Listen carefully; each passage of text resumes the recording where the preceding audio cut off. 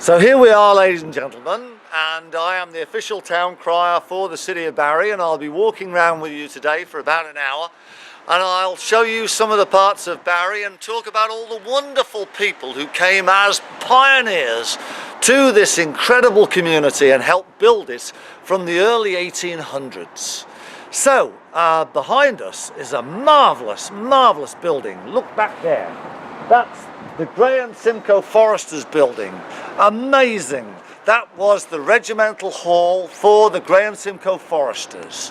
And amazing building, a Victorian building, still there. There'll be buildings all like that as I take you around Barrie and show you this wonderful city and how the pioneers started it and what they did to build this city and make it the jewel of Ontario. Oh yeah! This is Dunlop Street, named after Tiger Dunlop, who, like this intelligent young man, was also a doctor. And he carried a Gladstone bag, which of course Dr. Rick knows is one of those fancy bags. Did you ever have a Gladstone bag, Dr. Rick? Well, he carried a Gladstone bag, which is one of those leather bags that you open up and has all your medicines and things inside.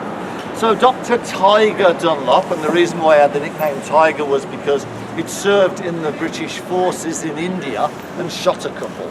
Boo now, but then there were lots of them, so who cares, you know, right? Anyway, so, but now there's, no, you can't do that. So, Tiger Dunlop. Now, why did he use rye? Because it was very difficult to get medicine, particularly in the winter. It was very difficult for transporting it up from Toronto, various medications. And a lot of the medications in those days were actually things like laudanum, right? Laudanum and made from poppy seed, which is opiums. Well, believe it or not, when I came to Canada, fentanyl. Is that what it's called now? Okay, that's cool.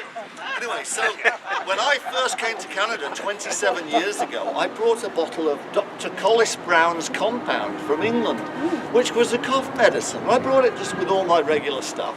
Anyway, I put it in the cupboard, and it was in the back of the cupboard. We never used it. And my teenage son, when he was about 18, now he's in his 30s and married, opened the door of the medicine cupboard one day and was looking for something, and he said, "What the heck's this, Dad?" I said, "I don't know, what is it?" He said, "It says it's Dr. Collis Brown's compound, and on the back I'm supposed to put 3 drops of this into some water to cure my coughs. Do you know what it's got in it?" I go, "Oh, I've cough medicine." He goes, "Tincture of opium." That's why Barrie burnt down a lot, even though this is a brick building. A lot of the guys would go in the hotels and go in the bars and things. There would be straw on the floor of where the stables were. A lot of them smoked, and if some of them got a little, over-imbibed, they would fall asleep with a cigarette in their hand, and then suddenly Barrie was in flames. So she said, "Well, I'm sorry, I'm going to have to leave." And they went, "No, you're wonderful, you're the best housekeeper ever. One of us will marry you, and then that will make it okay. Will that be all right?" And she looked at them and said, "Okay, yes, well, if one of you married me, that would be appropriate." You've got to remember, in those days, a lot of women didn't have options, you know what I mean? If she didn't have this really good job, her family might, suffer, you know what I mean? This was in the 1800s when people were poor. So Tiger said, "Well, okay, you go into the hallway and I'll talk to my bro," okay? Probably didn't use that term now, Anyway, so he gets a coin out and he goes, "Okay, let's, whoever loses gets to marry her, right, dude?" Oh, Steve. He flicks it up in the air, catches it, and Tiger says, "Heads!" Slaps it on the back of the hand. "Ah, it's heads! You get to marry her, bro! Ha ha ha ha!" Well, he does, and he marries her, and he's happy. And a year later, they're having a little anniversary dinner, and his brother has imbibed rather a lot with the local rye, and admits that he'd used a 2-headed coin. He actually had a two-headed coin that he kept in his pocket. Isn't that fantastic? That is an absolute true story. The person that told me that story is a wonderful author who wrote an amazing book on Barrie called Whiskey and Wickedness. And it's all about Barrie in the early 1800s, and it's Larry Cotton. And it's available at the library or any bookstore. Larry Cotton is a really good friend of mine, and he wrote Whiskey and Wickedness, Barrie. Great, and that's in one of his books. Here we are at 5 Points.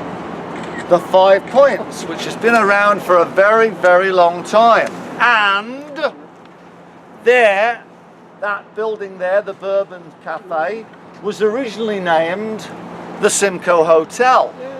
Now, it burned down when 1876, and they rebuilt it. It was built by the Ball brothers. The Ball brothers, and it's a second empire designed by George Ball. It was built predominantly with the Davenport brothers, the Ball brothers. George Ball designed it, and the Davenport brothers of Hillsdale built it. Okay. It was designed as a flat iron building. So do you remember the old irons years ago that you used to put in the fire and you'd heat them up and then you'd iron? The front is only 10 feet from front to back, there on the left to right, and then it's 100 feet across the back, right? So when you look down at it, it looks like a flat iron, and it's called a Second Empire style building. Clapperton Street is named after Commander Hugh Clapperton, by the way, who was another British commander in the British Navy. Okay, we're going to go up here, we're going to have a look at a lovely, lovely Victorian house. Okay, let's go. Right. Scarlet fever, oh goodness me. You know, anybody that's actually taken antibiotics now would probably not made it. I would have died at age 21 had I been born in that period of time, because I contracted the worst ever double pneumonia when I was 21. That would have killed me. That would have killed me. A man called George Warnock, George F. Warnock, who was an early relative of William Warnock that the school's named after. But George F. Warnock was a pioneer, and he was a strong guy, and he would go to the bar occasionally and he'd tell all sorts of amazing stories. I wonder what sort of poems those boys can talk about. Anyway, he's telling this one story one day, and this guy looks at him and says, "You are full of you know what, Mr. Warnock. You're full of you know what. I don't believe a word of it." So Warnock goes, "Boom!" Knocks him down. Now, walks out. Well, we didn't have laws, even in the 1800s in Barrie. So, the guy took him to court. The judge said, "Mr. Warnock, sir, this is terrible. You can't go around hitting people. You can argue with them, but you don't go around hitting them. I am fining you. I require you to place some money on my counter here, otherwise I'm sending you to prison. So I'm going to fine you." Now, we don't know what he fined him in, whether it was pounds English or American dollars or even in gold coins. We don't know. I tried to research it, I couldn't find out what currency they were using at the time. But let's say it was $10. So Warnock says to him, "Sir, Your Honour, is it $10 for everybody I go around hitting?" And he says, "Yes indeed, Mr. Warnock. If you hit anybody else, I will fine you another $10. He went, "Okay." He put $20 down and decked the judge. But because the judge had said in the public gallery that the amount it was $10 and that it wasn't a prison, he didn't have to go. Isn't that unbelievable? If he'd have actually said a prison term next time, then he would probably have done it. Isn't that unbelievable? Okay, we're going to head down here. The stained glass was not made here. It was made in Europe. We didn't have any stained glass manufacturers. So we had to send stained glass from Europe across the amazing oceans to come to North America. How would you pack stained glass? You would, wouldn't you? You'd have to pack it very carefully. Well, believe it or not, they packed it in molasses. These homes here were all Very rich people who owned them.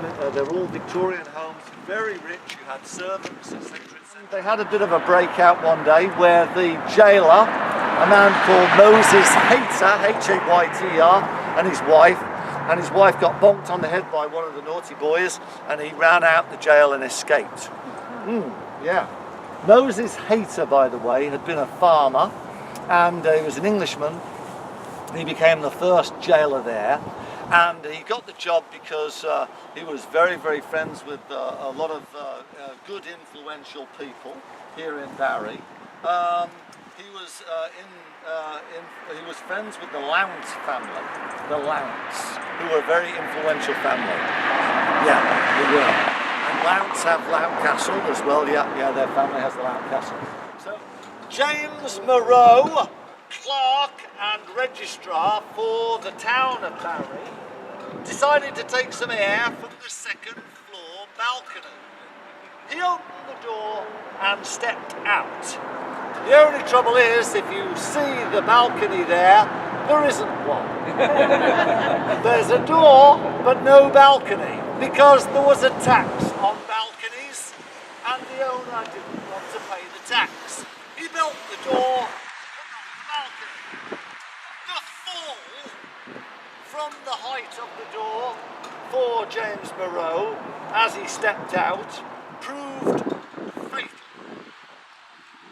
And as he lay on the ground, his immortal soul was raised and lifted up to heaven. So his wallet and watch were also lifted by a passing vagrant. Such was life in Barrie in the 1800s. Oh, God bless pioneer Canada.